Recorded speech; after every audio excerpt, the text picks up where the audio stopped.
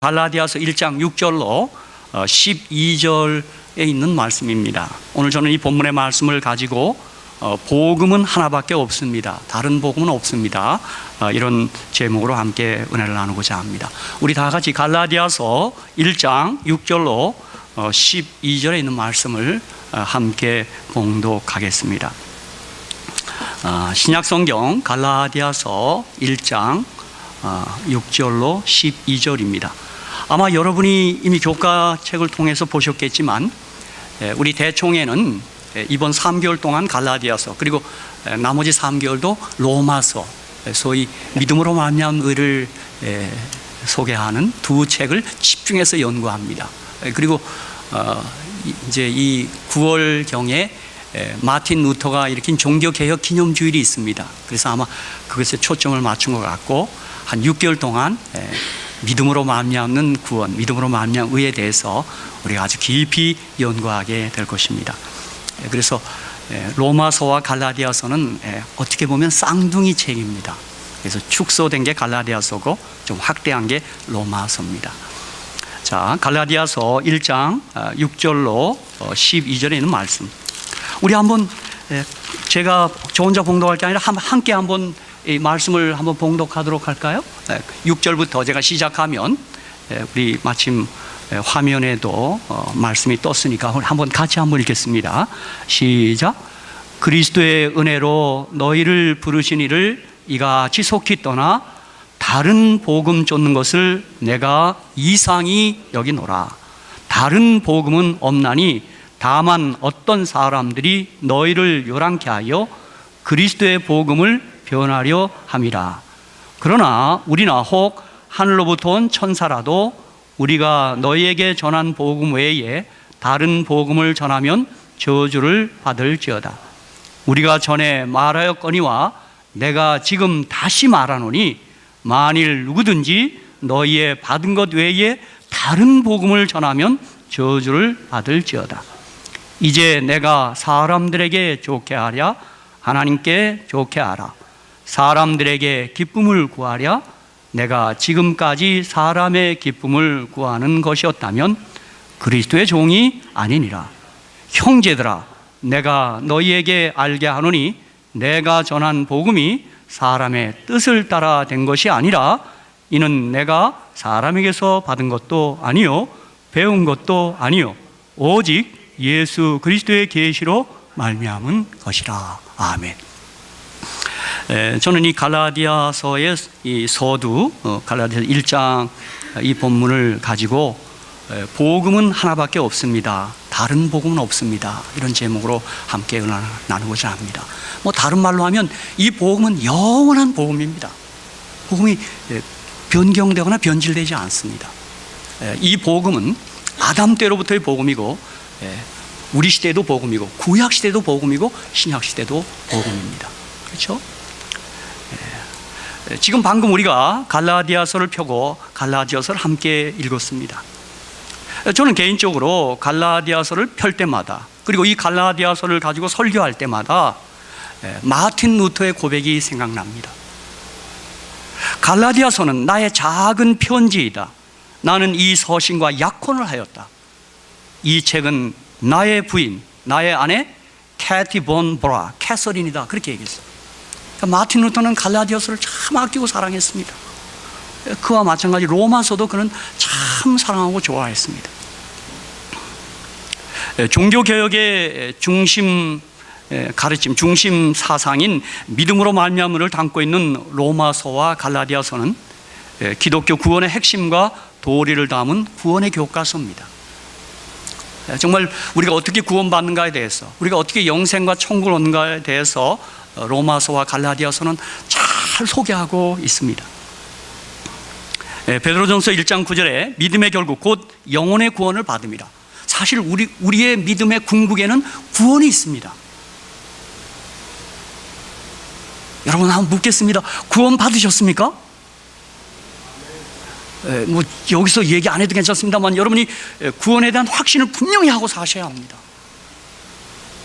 우리가 구원받았다고 한다면 사실 이 세상의 것들이 그렇게 문제되지 않습니다. 여러분, 제가 늘 이게 부흥회 가면 따라하라는 구호가 하나 있어요. 한번 다 같이 따라하겠습니다. 꿀 먹은 사람이 설탕을 왜 먹어? 거듭나서 구원을 확신하고 영생과 천국을 확신하는 사람은 이 땅에 꺾고 문제되지 않습니다. 또 이 땅에 꺾고 쩔쩔맨다는 얘기는 영생을 확신하지 않고 있기 때문입니다. 우리 모두 어느 날 예수를 만나서 구원받은 그날을 기억하죠. 저는 여러 차례 고백했지만 제가 80년 10월이었습니다. 내가 수개월 동안 정신을 못 차렸습니다. 너무 좋아갖고요. 그렇죠? 제가 문학을 할 때 문학에는 구원이 없었습니다. 그냥 죽음 끝입니다. 그렇죠? 그러나 제가 복음을 접하고 복음의 주인이신 예수님 만나서 구원받았을 때 저는 제가 그토록 고민했던 그 아픔과 가난이 문제되지 않더라고요. 구원받은 기쁨이 어떻게 경험할 수가 없더라고요. 그렇죠? 오늘 이곳에 계신 분은 예수를 믿음으로 구원받은 줄로 믿습니다. 그래서 여러분, 우리는 정말 어떤 환경에서도 아주 신이 나는 사람들입니다. 무슨 구원받은 사람들은 얼굴이 다릅니다. 그렇죠? 구원받은 사람이에요. 그렇죠? 예.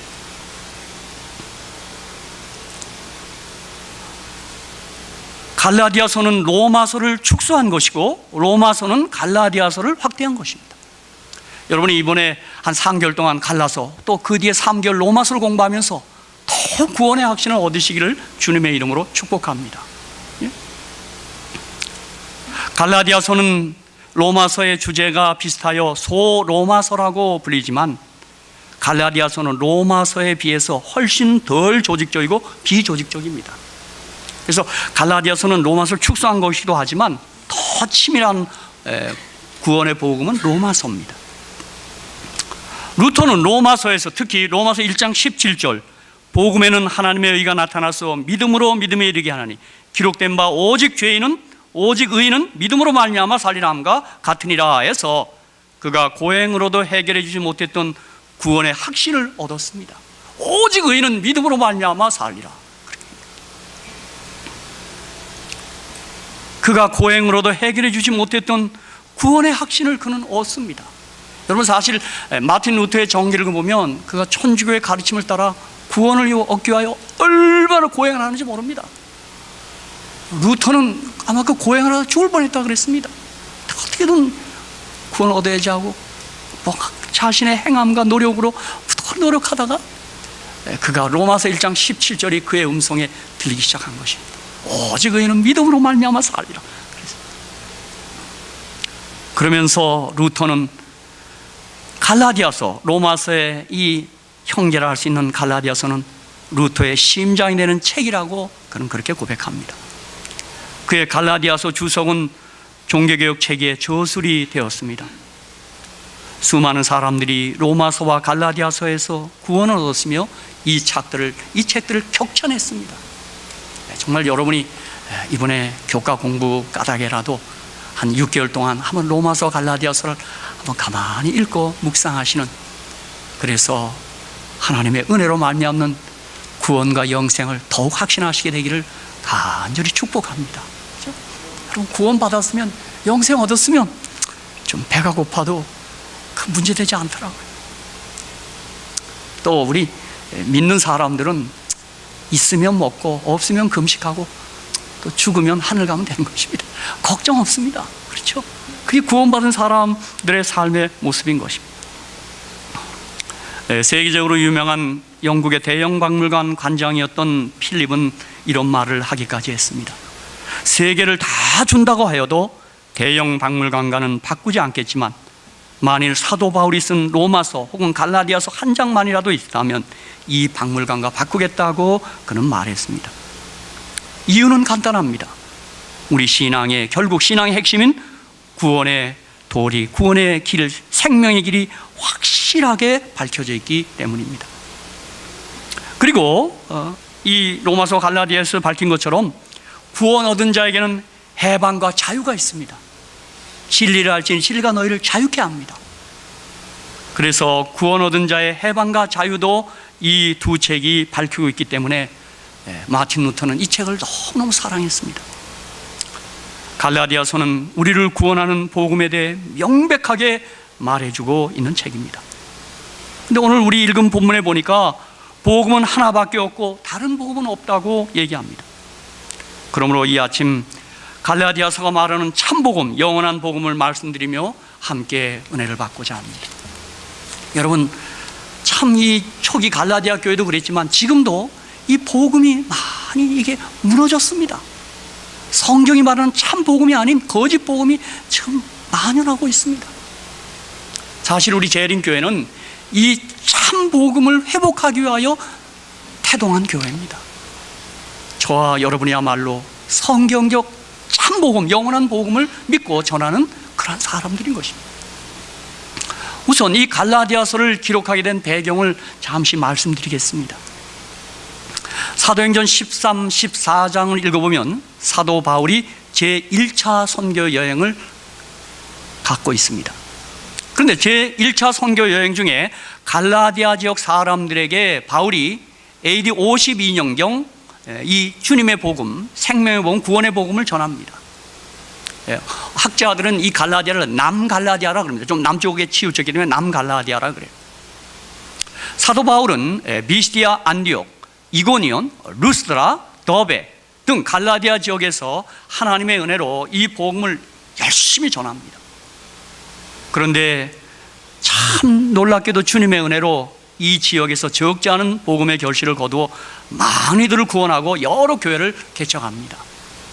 참 저도 이 복음을 전해보지만 은혜가 아니고는 이 복음의 열매를 거둘 수 없음을 제가 잘 알고, 참 저와 여러분이 예수 믿게 된 것도 하나님의 은혜라고 생각합니다.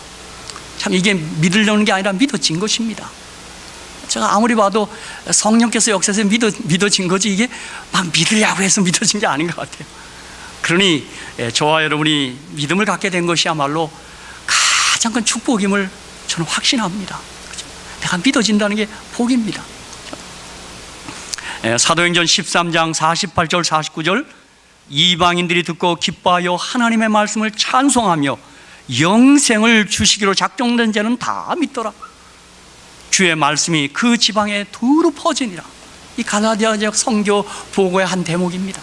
근데 여기 사도 바울이 누가가 기록했지만 영생을 주시기로 작정된 자는 다 믿더라 그랬어요. 그러니까 아마 영생을 주시고 작정된 자가 있는 모양입니다. 어떤 경우는 잘 안 믿어진다 그럽니다. 그럼 어떡하겠어요? 그렇죠? 또 사도행전 14장 21절에서는 복음을 그 성에서 전하여 많은 사람을 제자로 삼고 루스드라와 이고니온과 안디옥으로 돌아가서, 아마 이런 표현들을 봐서 이 갈라디아 지역 선교가 성공을 거뒀습니다. 그런데 제1차 선교여행을 마치고 얼마간 시간이 지난 후에 바울은 갈라디아 사람들이 복음을 떠나고 있으며 더더욱 그들에게 복음을 전한 바울의 사도됨조차 의심한다는 소식을 들었습니다. 그가 참 애정을 가진 갈라디아 교회가 다른 복음이 그 교회에 전해지고 있다는 소식을 듣습니다. 그런가 하면 바울이 사도인가? 그런 의심을 하는 그런 일들도 발생한 것입니다. 바로 이런 배경 아래서 갈라디아서는 기록된 것입니다. 고린도 지역, 그러니까 제3차 선교여행 중 고린도 지역에 들려 3개월을 머물며 고린도 교회 문제들을 해결할 때 로마서와 함께 갈라디아서를 그곳에서 기록합니다. 그래서 로마서와 갈라디아서는 기록한 시기가 아주 동일한 시기입니다. 다시 말씀드리면 갈라디아 교회가 예루살렘에서 온 유대의 거짓 교사들 때문에 큰 혼란이 일어났으며 교인들이 현혹되었다는 소식이 들려왔습니다. 거짓 교사들은 바울의 사도직과 그의 가르침을 부정하고 모세 율법과 할례를 중시하는 다른 복음을 전했습니다.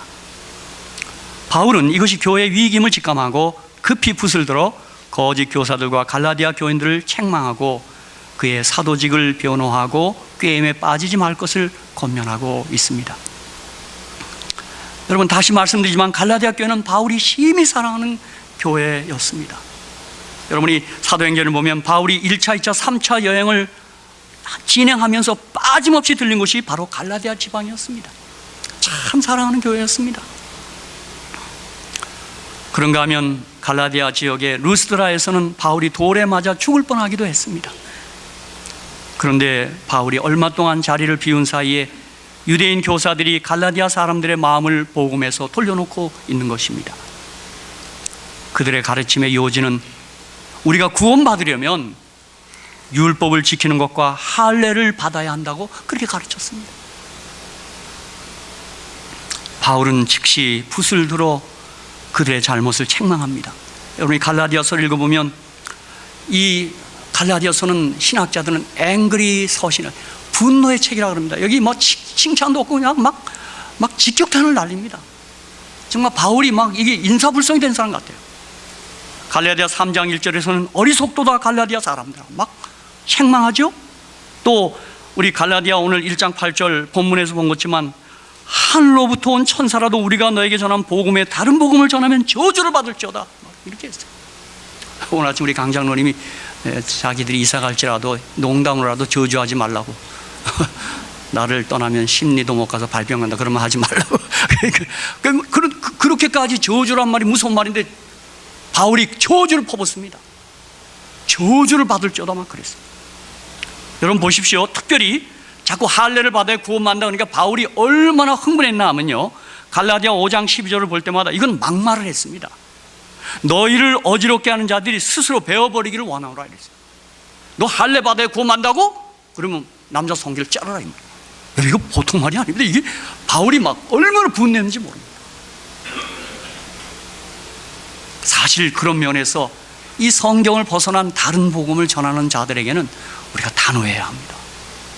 저희도 보면 이 교회에도 보면 이상한 성경 외에 그릇된 가르침이 자꾸 이 파도처럼 교회에 몰려옵니다. 저는 최근에 한국에서 들어보니까 삼위일체를 거부하는 또 일단의 무리들이 일어나고 자꾸 우리 성경의 가르침을 벗어난 것들이 자꾸 교인들을 미혹하고 현혹합니다. 그렇죠? 여러분 우리가 그들을 태도 면에서는 아주 온유하고 사랑과 친절로 대해야 되겠지만 어느 때는 가르침만큼은 단호해야 될 때가 있는 것입니다. 오늘 바울의 갈라디아서가 우리에게 가르쳐주는 바입니다. 그래서 저는 이 시간에 갈라디아 1장에서 6장까지 전체에 나타난 갈라디아서가 말하는 참복음은 무엇인가, 그걸 제가 두 부분으로 말씀드립니다. 첫 번째는 갈라디아서가 말하는 성경적 복음은 그리스도의 은혜로만 구원받고 그 은혜 안에 머물러 살아야 한다는 것이 복음입니다. 여러분 우리 구원은 뭐로 받아요? 은혜로 받습니다. 다른 어떤 것으로 우리가 구원받는 거 아닙니다. 그렇죠? 여러분 이거 사실 우리 재림교회도 이 면에서 조금 갸우뚱하는 분들이 없지 않아 있는 것 같아요. 저도 제 신앙 여정을 가만히 생각하면 제가 80년 회심하고 신학대학 들어갔는데 그때 80년대 초에 우리 신학교의 분위기가 뭘 해야만 구원받는다, 재림을 준비하기 뭘 해야 된다. 제가 거기에 짓눌려서 자꾸 제 기쁨을 뺏어가더라고요. 아닙니다. 어떤 거라도 그거 아닙니다. 우리의 구원은 전적으로 하나님의 은혜인 것을 이 갈라디아서는 우리에게 말하는 것입니다. 자, 갈라디아서 1장 4절, 그리스도께서 하나님 곧 우리 아버지의 뜻을 따라 이 악한 세대에서 우리를 건지시려고 우리 죄를 위하여 자기 몸을 들이셨으니. 또 1장 6절 7절, 그리스도의 은혜로 너희를 부르시는 이같이 속히 떠나 다른 복음 쫓는 것을 내가 이상히 여기노라. 다른 복음은 없나니 다만 어떤 사람들이 너희를 요란케 하여 그리스도의 복음을 변하라 함이라. 자, 1장 4절 1장 6절에 보니까 그리스도의 은혜로 우리 죄를 위하여 자기 몸을 들이셨으니, 우리 주님의 십자가의 은혜로 우리가 구원받는다는 사실, 여기서 떠나면 이게 다른 복음입니다. 또 갈라디아 2장 3절 4절에도 그러나 나와 함께 있는 헬라인 디도라도 억지로 할례를 받게 아니하였으니 이는 가만히 들어온 거짓 형제 까닭이라. 저희가 가만히 들어온 것은 그리스도 예수 안에서 우리의 가진 자유를 엿보고 우리를 종으로 삼고자 함이로되.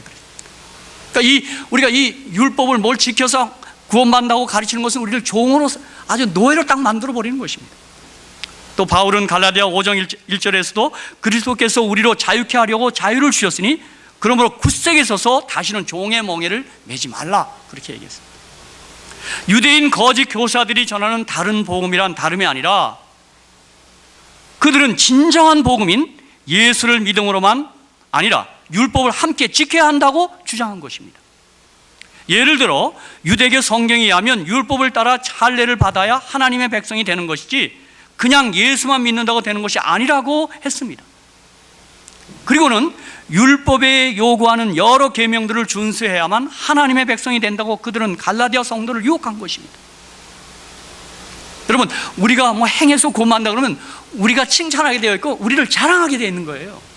근데 우리의 구원은 우리의 노력이 아닌 전적으로 하나님의 은혜, 그리스도의 은혜라는 것입니다. 복음은 예수 그리스도께서 우리를 죄에서 건지시려고 십자가에서 자신의 몸을 대속의 제물로 내어주셨다는 기쁜 소식입니다. 그분의 희생으로 우리는 죄로부터 자유를 얻습니다. 이것은 전적인 은혜요 사랑입니다. 이것이 자유케 하는 복음의 핵심이요 본질입니다. 그런데 그들은 구원받은 은혜의 감사를 상실하고 다시 율법의 종이 되어가고 있었던 것입니다. 그러면서 바울은 이런 율법주의자를 경계하라고 하면서 그런 주장은 다른 복음이라고 말합니다. 여러분, 사실 우리 모두도 이 은혜라는 게 참 훈련되어 있지 않습니다. 우리가 뭐든 조금만 뭘 혜택을 입어도 뭘 해야 된다, 뭐 그런 뭘 이렇게 자꾸 이게 보상 심리가 있어요. 그냥 어떻게 하늘 가? 그런 마음이 다 있어요. 여러분 뭐 들으셨겠지만 어느 시골에서 장에 가는 할머니에게 그 차에 타라고, 짐을 지는 할머니를 타라 그랬더니 계속 타고서도 짐을 놓고 그 짐 내려놓으니까 아유, 태워준 것만 고마운데, 그게 다 우리 그 공로 사상이 우리에게 다 있어요. 그렇죠? 그러나 여러분, 사실 은혜라는 것은 정말 받을 자격이 없는 그들에게 베풀어진 하나님의 일방적 사랑입니다. 진짜 우리는 구원받을 자격 있는 사람은 아닙니다. 그렇죠? 특별히 사도 바울은 갈라디아에서 율법주의가 왜 나쁘고 잘못된 복음이냐고, 왜 다른 복음이냐고 진단하고 있습니다. 갈라디아 2장 21절, 내가 하나님의 은혜를 패하지 아니하노니 만일 의롭게 되는 것이 율법으로 말미암으면 그리스도께서 헛되이 죽으셨느니라. 율법주의는 하나님의 은혜를 패하는 것입니다. 그 은혜를 무시하는 거예요. 또 갈라디아 5장 4절에서도 계속 얘기합니다. 율법 안에서 의롭다함을 얻으려 하는 너희는 그리스도에게서 끊어지고 은혜에서 떨어진 자로다 그래요. 그러니까 이 율법주의가 가장 고약한 게 뭐냐면 하나님의 은혜에서 멀어지는 겁니다. 그러므로 갈라디아서가 말하는 복음은 그리스도의 은혜로 구원받고 그 은혜 안에 머물러 살아야 한다는 이야기입니다. 사랑하는 성도 여러분, 여러분이 늘 은혜 가운데 사셔야 합니다. 이게 복음입니다. 그렇죠?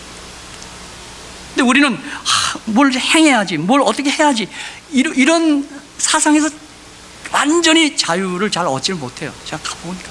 그렇죠? 제가 가만히 이 경조사 할 때 보면 꼭 부주하면 그걸 다 적어 놓대요.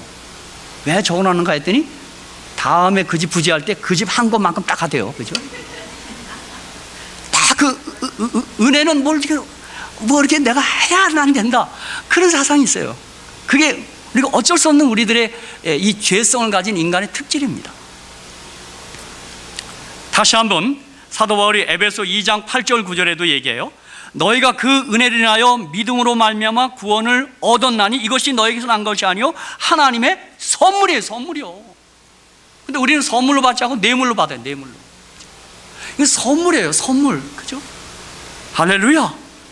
행위에서 난 것이 아닌 이는 누구든지 자랑치 못하게 함이니라.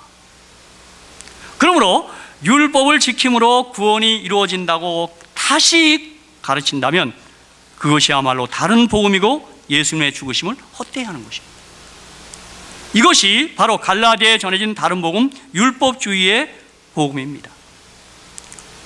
그러므로 하나님의 은혜를 체험하는 우리가 우리의 보잘것없는 행위를 다시 의존하게 하는 것이 다른 복음입니다.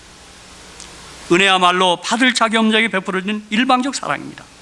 우리가 값없는 하나님의 은혜로 구원을 받은 자라면 은혜 안에 감격하고 은혜를 감사하며 그 은혜 안에 머물러 평생 사는 것입니다. 그래서 아마 여러분이 이때 부르는 찬미가 있다면 무슨 찬미일까요? 은혜가 풍성한 하나님을 믿는 자 한 사람 한 사람. 그렇죠? 여러분의 삶 속에 그리스도의 십자가 은혜가 넘쳐나시기를 주의 이름으로 축복합니다. 이 은혜로 하는 것입니다. 제가 일전에 어느 한 장로님이 저한테 그래요. 목사님, 위주교회 성도들이 11조 생활을 제대로 안 합니다. 목사들이 그거 설교 안 해서 그렇습니다. 막 저한테 막 그러시더라고요. 장로님, 난 그렇게 생각하지 않습니다. 전 11조 설교에서 11조 내는 거 하라고 그렇게 말하지 않습니다. 나는 11조를 못 내는 건 아직도 하나님의 은혜에 부닥치지 않았기 때문입니다. 하나님의 은혜에 부닥치면 11조가 아닙니다. 다 드리고 싶습니다. 다 드리고. 제 경험을 봐서 그렇습니다. 제가 누구한테 11조 설교를 들은 적이 없어요. 제가 주님 만나고 주님 은혜 경험하니까 드리고 싶어서 못 견디겠던데요. 교회 가고 좀 못 견디겠던데요. 그렇죠? 그렇다면 아직도 그 생활을 못하는 사람이 있다면 저는 하나님의 은혜를 경험하지 못한 거예요. 은혜 경험하면 못 견딥니다, 여러분. 그렇죠? 맞습니까? 전 그렇게 답변했습니다. 그리고 그분이 저한테 뭐라 하다가 가만히 계시대요. 저는 더 사랑을 말할 것입니다. 사랑. 그 은혜를 경험하면 못 견딥니다. 11조가 문제가 아닙니다. 그렇죠? 그 억지로 내고 뭐 복받아서 낸다면 그건 너무 유치한 단계입니다.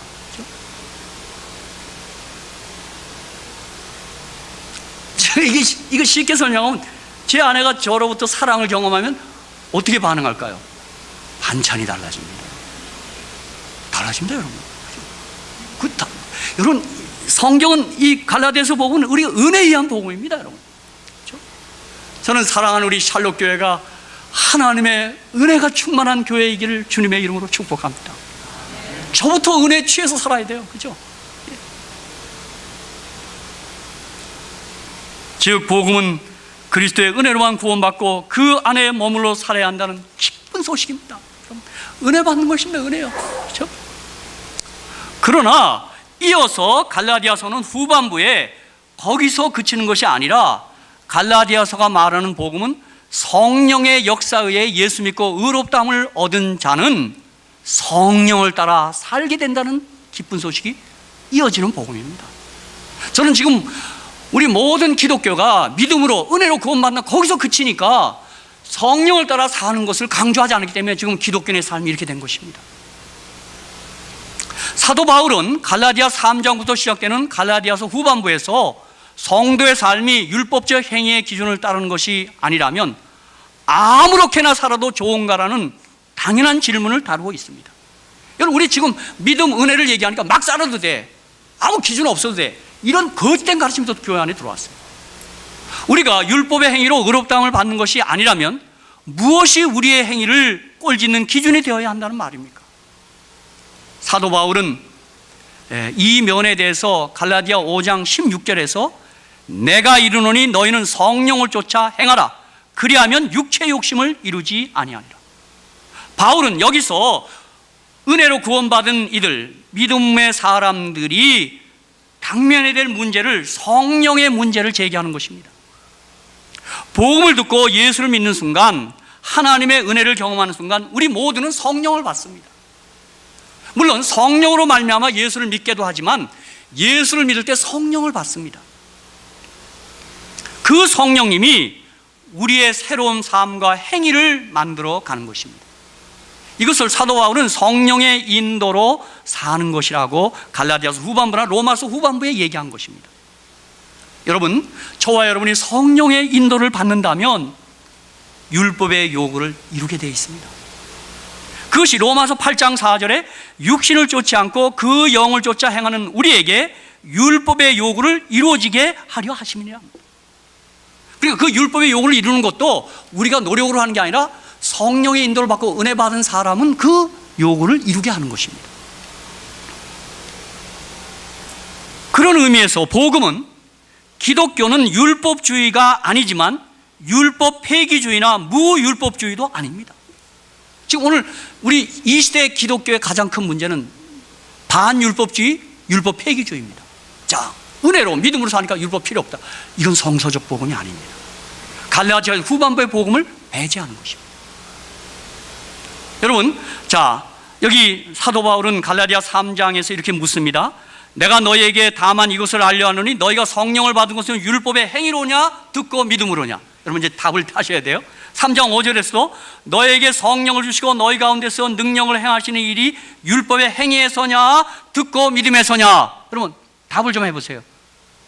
율법의 행위에서냐 듣고 믿음에서냐. 예, 여러분, 정답입니다. 정답이에요. 그렇죠? 이렇게 예수님의 복음을 듣고 예수님을 구주와 주님으로 영접하는 순간 예수님의 영이신 성령님이 우리 안에 거하십니다. 그 순간부터 우리의 삶을 우리 안에 행하시는 성령님의 능력을 따라 살게 됩니다. 성령님은 믿는 자들 안에서 능력으로 행하고 계시는 것입니다. 그런 면에서, 어떤 면에서 여러분, 오늘 우리가 이 교회에 온 것도 성령의 역사인 줄로 믿습니다. 정말 이 성령 역사 아니고는 이 신앙생활을 못합니다. 여러분, 저는 언제나 이런 생각합니다. 우리 모두가 좀 약간 좀 이렇게 인색한 특질이 있더라고요.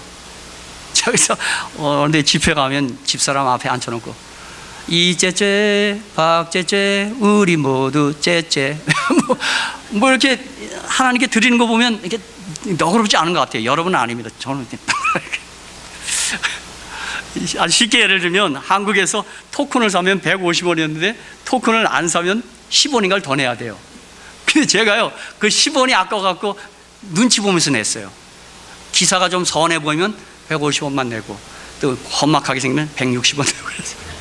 제가 10원째째에서 10원째째. 그런데 하나님의 집에 와서 드리는 헌금에 있어서만큼은 그때보다는 나은 것 같아요. 저도 약간 성령 받은 줄로 믿습니다. 그죠? 여러분, 진짜 제가 목회하면서 보니까요, 돈 1,000원 헌금 되게 아까워서 교회 못 나온 사람 제가 봤어요. 여의도에서 그런 사람 봤어요. 여러분이 헌금하시는 건 성령 받은 겁니다.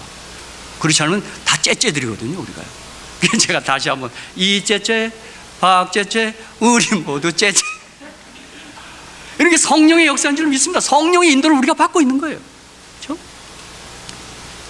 그래서 갈라디아 5장 25절에는 그리스도인들의 신앙생활의 또 하나의 핵심을 한마디로 정의하는데, 만일 우리가 성령으로 살면 또한 성령으로 행할지니입니다.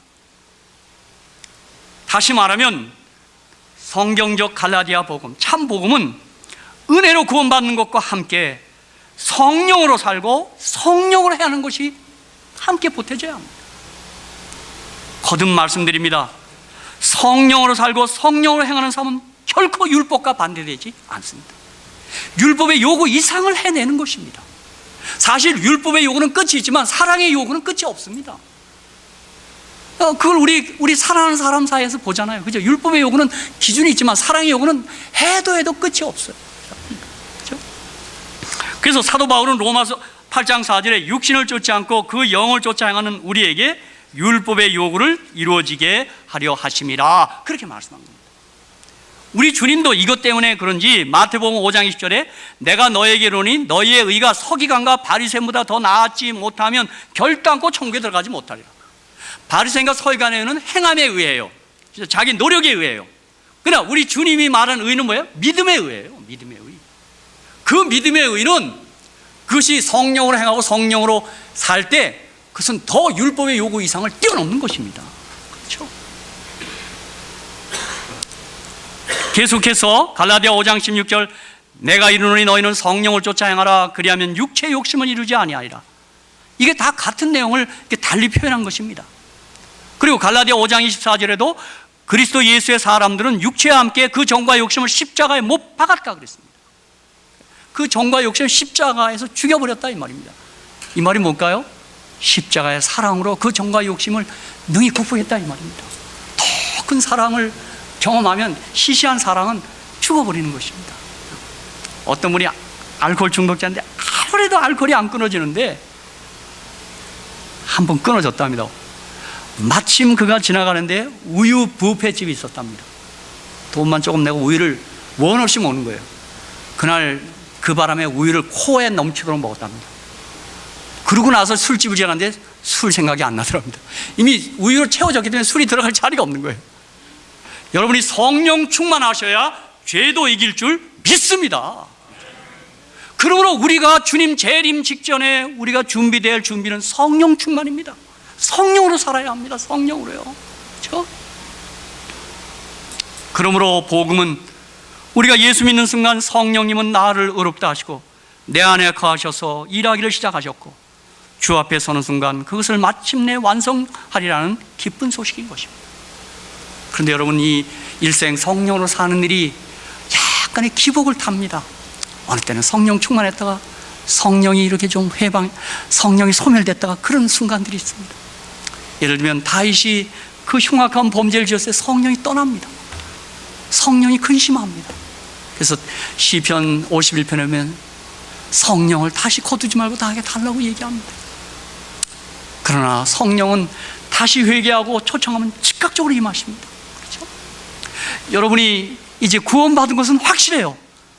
이제 나머지 과제가 있어요. 갈라디아 복음에서 성령으로 행하고 성령으로 사셔야 합니다. 여러분, 성령으로 살지 않으면 우리의 신앙이 좀 힘듭니다. 정말 힘듭니다. 그렇죠?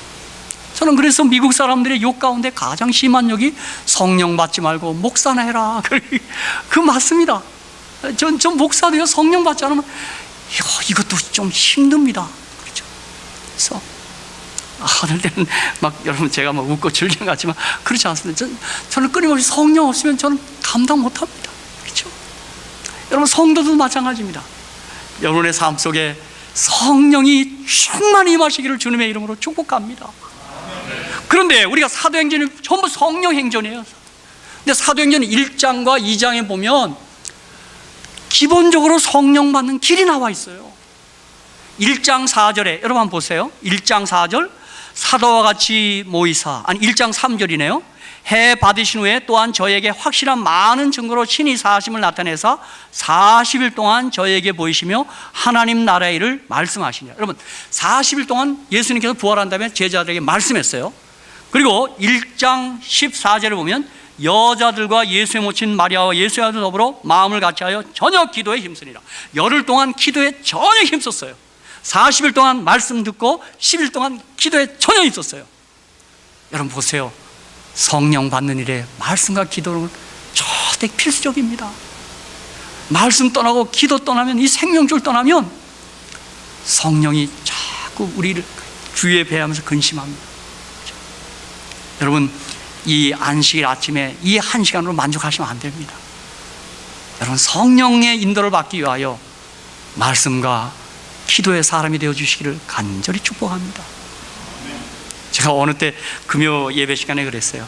저 안식일 아침에 와서 잠깐 예배 누르고 만족하면 안 되고, 우리가 입시 공부하는 것처럼 1, 2년이고 말씀 연구에 집중 투자하는 시간이 필요하다고 제가 얘기했어요.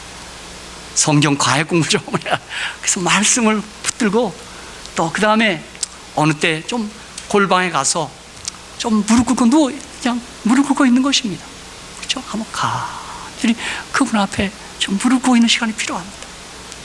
그렇지 않으면 우리가 성령 충만하지 않고 우리의 신앙생활이 아주 건조하고 답답함이 됩니다.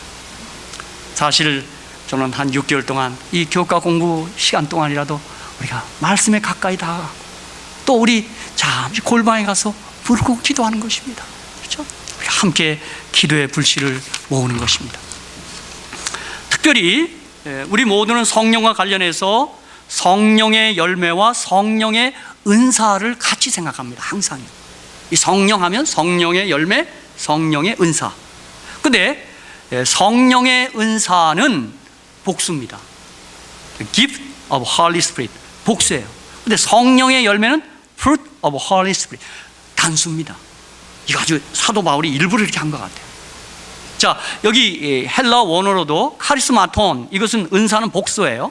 근데 성령의 열매는 카르포스, 단수로 기록되어 있어요. 근데 성령의 열매는 9가지거든요.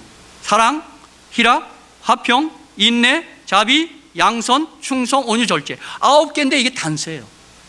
그러니까 성령의 열매는 9가지 맛을 골고루 나타내야 된다 이 말이에요. 근데 은사는 19가지가 각 다 달라요. 다 달라. 뭐 지식의 은사, 방언의 은사, 무슨 사랑, 여러 은사가 있어요. 그런데 보세요. 우리 요한계시록 보면 요한계시록 13장에 재림 직전에 거짓 은사, 모조품 은사가 있어요. 심지어 불이 하늘에서 내려온다고 그랬어요. 그러니까 가짜 은사가 있어요. 그렇다면 성령의 은사가 참인지 거짓인지 구별하는 것은 뭐냐면 열매로 구분하는 거예요. 그가 은사를 받았다고 하는데 그에게서 열매가 나타나지 않으면 그건 가짜입니다. 지금 우리가 이 성령 얘기하면서 은사, 능력 얘기는 많이 합니다. 그런데 안타깝게도 열매를 맺지 못하는 거짓 은사들이 있습니다. 여러분, 그러니까 오늘 우리 성령으로 사는 사람의 가장 뚜렷한 특징은 뭐예요? 저와 여러분의 삶 속에 이 열매가 보여야 합니다. 우리가 사랑의 사람이 돼야 되고, 희락 기쁨의 사람이 돼야 되며, 평화의 사람이 되고, 오래 참는 사람, 자비의 사람, 양선의 사람, 충성의 사람, 온유의 사람, 절제의 사람이 돼야 되는 것입니다. 이 열매 없이는 우리가 성령의 인도를 받고 산다라고 말할 수 없는 것입니다. 사실 그러나 우리가 이 성경적 기준에 비춰 우리 자신을 살펴볼 때 얼마나 함량 부족입니까? 그래서 저와 여러분은 성령의 인도를 받는 사람으로서 공사 중인 사람입니다. 제가 다시 얘기합니다. 저는 빌리 그레함 센터에 가서 그 루스 그레함이 쓴 그 묘비명이 언제나 인상적입니다. 공사 중 통행의 불편을 들어 죄송합니다. 그가 죽었습니다. 공사 끝.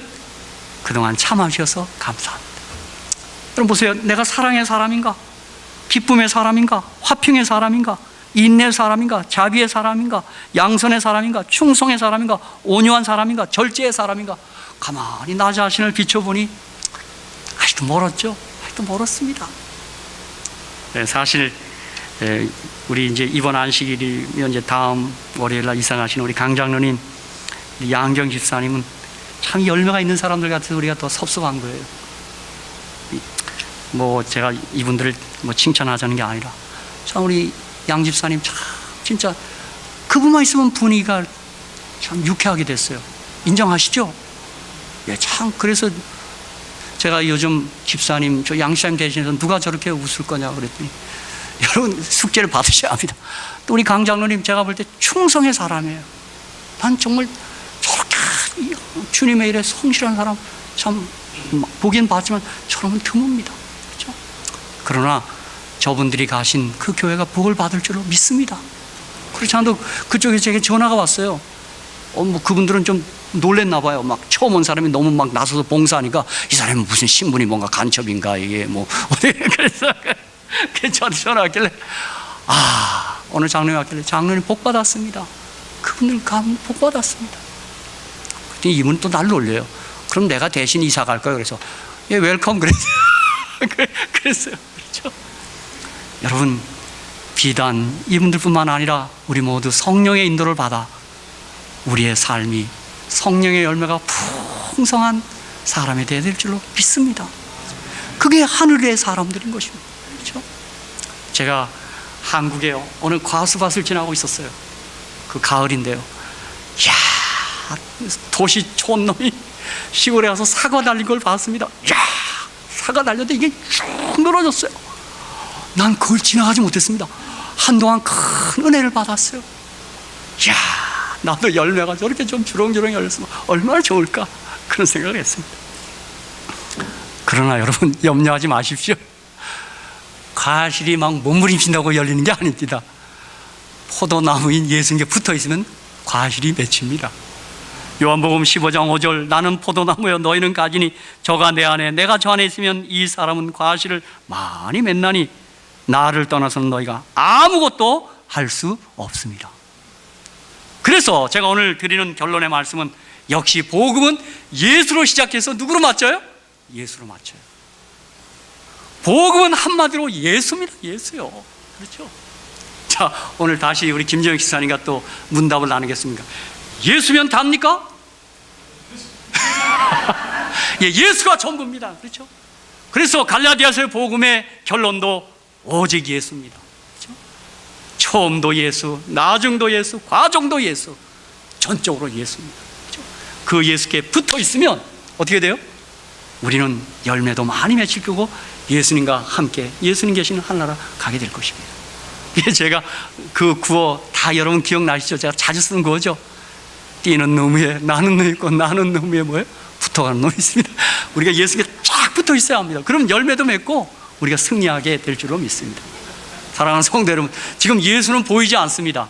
보이는 예수는 누구예요? 이 교회입니다. 교회에 우리 붙어 있어야 돼요. 그렇죠? 황 선생님, 누구에게 붙어 있으라고요? 예수에 붙어 있으세요. 다른 생각 안 나. 예, 예수에 어떻게 해요? 붙어 있어야 돼요. 예. 어떻게 붙어야 될까요? 예, 예, 찰싹 붙어 있어요. 무슨 일에서도 붙어 있어야 됩니다. 그렇죠? 사랑하는 성도 여러분, 은혜 많이 받으시고 성령의 인도를 받아 성령 안에서 살아가시기를 주님의 이름으로 간절히 축복합니다. 이것이 갈라디아서 복음입니다. 감사합니다.